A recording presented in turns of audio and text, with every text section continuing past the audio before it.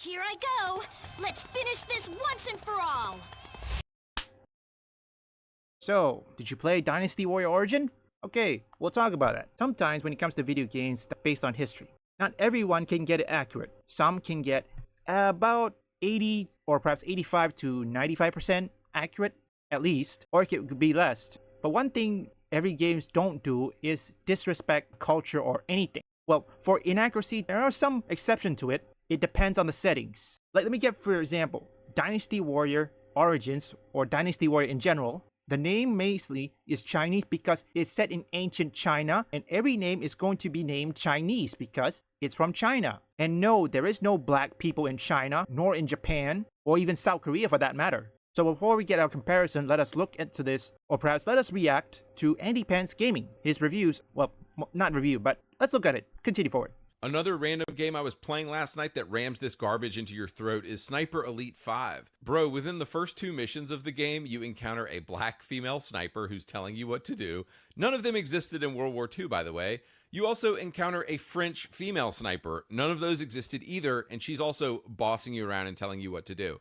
And then every new character you meet is a black guy for a while. And of course, there were tons of black guys who fought in World War II, but the erasure and the denial of white men in this game is truly on another level. If you are a white man, they hate you. They want you erased. They want to deny your history and deny that you were ever involved in anything good. First and foremost, there is a bit truth and there's a bit of false, okay? For a black woman, no, there isn't. I know about World War II, okay? I look for World War II, I played World War II, or perhaps I play games that are based on World War II, and even I play or perhaps watch movies and TV shows about World War II. Well, except Masters of the Air, I haven't watched that yet. Let me tell you one thing when it comes to this. The difference between the East and the West, for the East, when it comes to historical accuracy or an inaccuracy, at least, you can't get 100% correct. There will be some parts that is what's called highly debatable by both sides of the argument. So it really depends on who you're referencing or you're depicting. First, let's take the example on Sniper Elite Resistance. For black men, yes, they were fighting, say, in the 92nd Infantry Division. There is Harlem Hellfighters. Well, I don't know if they're still around in World War II. I'm just had to recheck. The Tuskegee Airmen. And I'm certain some of you who are watching this has relatives or have grandparents who serve with the Tuskegee Airmen,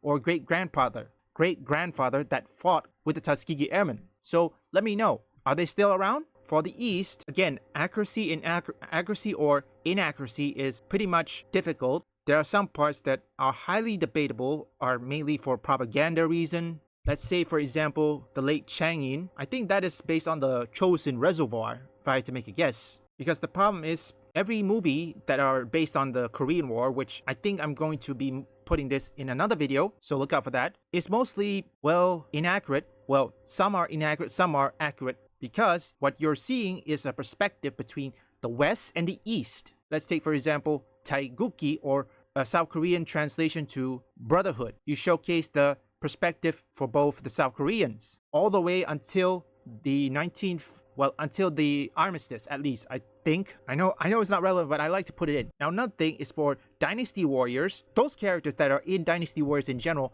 are real. There are real people that actually is within history, even though we only see pictures, we don't know their actual face. But fortunately, those pictures always paint clear understanding of what they look like. Well, at least Dynasty Warrior Origins managed to guess, or perhaps replicate, or perhaps I would say at least 75% accurate of what the original people look like in ancient China. Because remember, that's ancient China, say 200 ADs. So it's hard to tell what they look like during that time. But no, there is no black people during that time. No. So I'm not certain if Sniper Elite Resistance is going to do better than the previous entry. We'll just have to wait and see.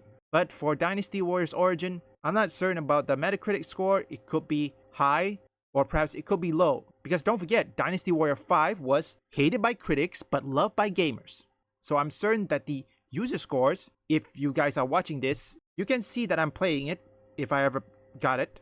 And if I die a lot of time, again, like I said, I suck, okay? Thank you for reminding me. But most of those things are accurate, at least. Like, for example, the red hair, that is a real horse that is called Red Hair, and it was actually the owner, or perhaps it was belonged to Lu Bu before it was given to Guan Yu. Guan Yu at first doesn't have a red hair until the Battle of Guandu Castle.